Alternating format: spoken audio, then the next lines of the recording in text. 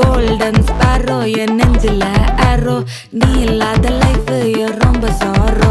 இந்த மாதிரி ஹார்ட் மாதிரி சிம்பிள் வச்சுட்டு நம்ம பிரியங்கா மோகன் வந்து டான்ஸ் எல்லாம் ஆடி இருப்பாங்க. பாட்டு வந்து பயங்கர ஹிட் ஆச்சு. அந்த படம் பிப்ரவரி 21 ரிலீஸ் ஆக போகுது அப்படின்னு சொல்லி அனௌன்ஸ் பண்ணியிருக்காங்க. அது மட்டும் இல்லாம படத்தோட ட்ரெய்லரும் ரிலீஸ் பண்ணியிருக்காங்க. ஸோ படத்தோட ட்ரெய்லர் பார்க்கும்போதே வந்து தெரிஞ்சது லவ் ஸ்டோரி தான் அப்படின்னு சொல்லிட்டு.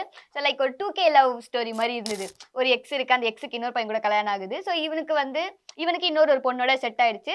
எக்ஸோட கல்யாணத்துக்கு போறான், ஃபீல் பண்றான். கடைசியில் அவன் சொல்லியிருப்பான் இல்லையா, நான் வந்து லவ்வுக்கும் லவ் ஃபெயிலருக்கும் நடுவில் வந்து மாட்டிக்கிட்டு தவிக்கிறேன்டா அப்படின்னு சொல்லிட்டு.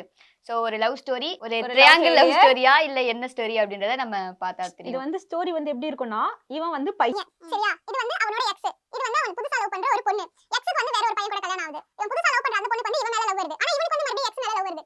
அந்த மாதிரி அப்படி வரும் ஒரு மாதிரி வரும் அந்த படத்தோட கதை. படத்தை பாத்தீங்கன்னா உங்களுக்கு படம் கண்டிப்பா பிடிக்கும் அப்படின்ற மாதிரி தான் நம்ம தனுஷ் வந்து ட்ரெய்லர் முடியும் போது சொல்லியிருக்காரு.